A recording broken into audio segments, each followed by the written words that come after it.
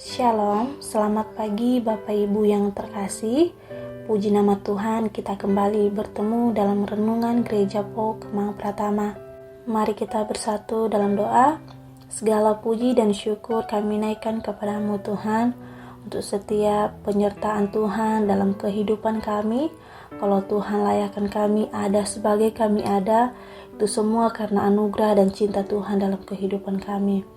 Terima kasih Tuhan, pada pagi hari ini kami mengucap syukur untuk setiap kebaikan-Mu dalam kehidupan kami.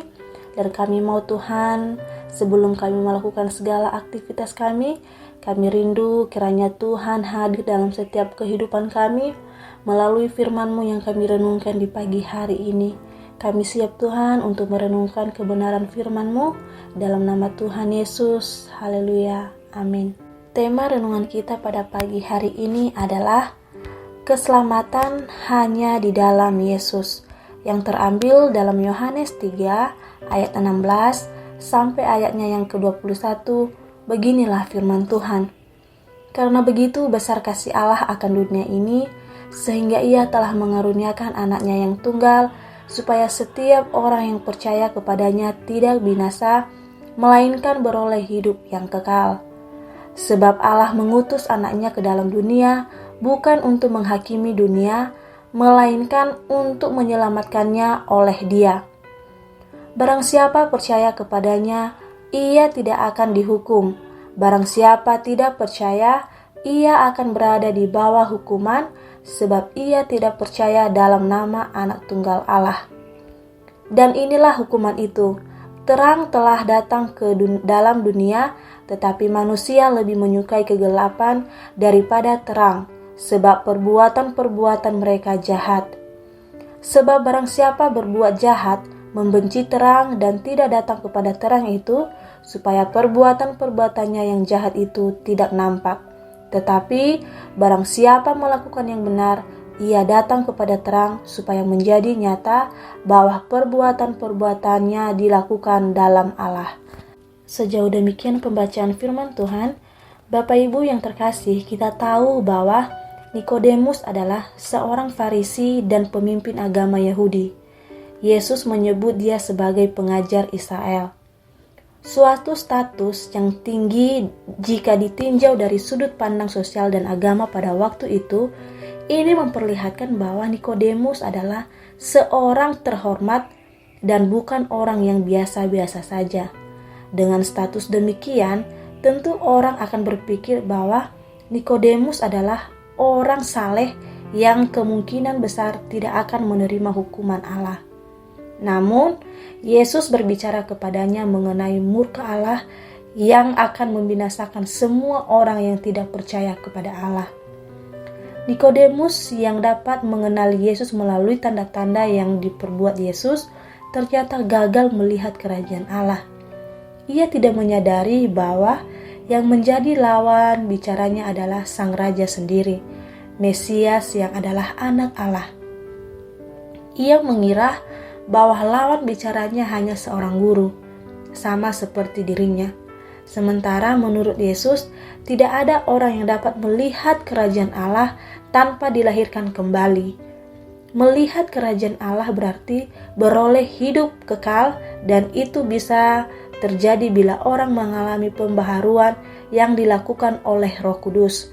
Jika tidak, maka siapa saja akan menerima hukuman dan binasa. Allah tidak ingin manusia tetap hidup dalam dosa. Allah mengasihi manusia dan ingin manusia tidak binasa dalam dosa dan hukuman Allah, tetapi beroleh hidup yang kekal.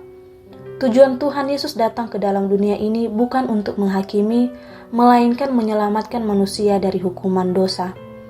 Hanya Tuhan Yesus yang dapat menyelamatkan manusia dari dosa dan hukuman kekal, sebab Ia datang dari sorga.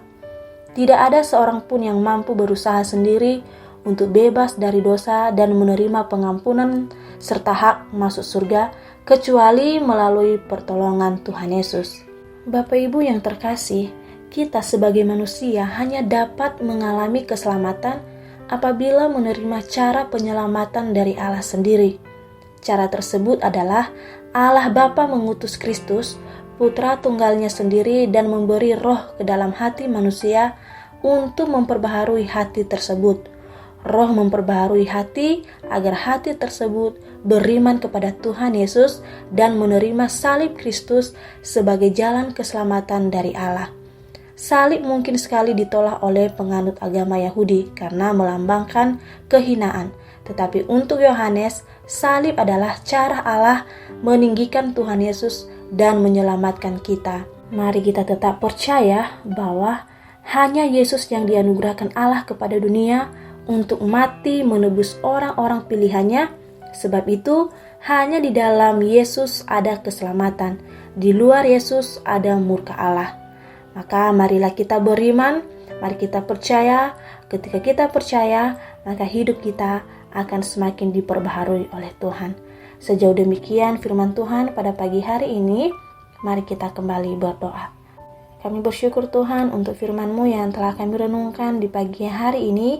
Kami percaya firman-Mu ya dan amin. Ajarkan kami Tuhan untuk tetap mengandalkan Engkau dalam setiap kehidupan kami.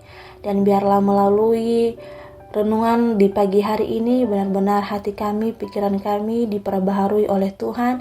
Dan biarlah Tuhan kami menerima Roh Kudus dalam setiap kehidupan kami sehingga kami mampu melihat keselamatan dan kami tetap percaya bahwa keselamatan itu hanya ada di dalam Tuhan Yesus sendiri. Terima kasih Tuhan, biarlah Tuhan memberkati setiap kami, bahkan Tuhan memberkati kami sepanjang hari ini. Biarlah apapun yang kami lakukan, apapun yang kami kerjakan, seturut sesuai dengan kehendak Tuhan. Biarlah Tuhan senantiasa bersama-sama dengan kami sepanjang hari ini. Dalam nama Tuhan Yesus kami berdoa dan mengucap syukur. Haleluya. Amin. Selamat beraktivitas kembali. Tuhan Yesus memberkati.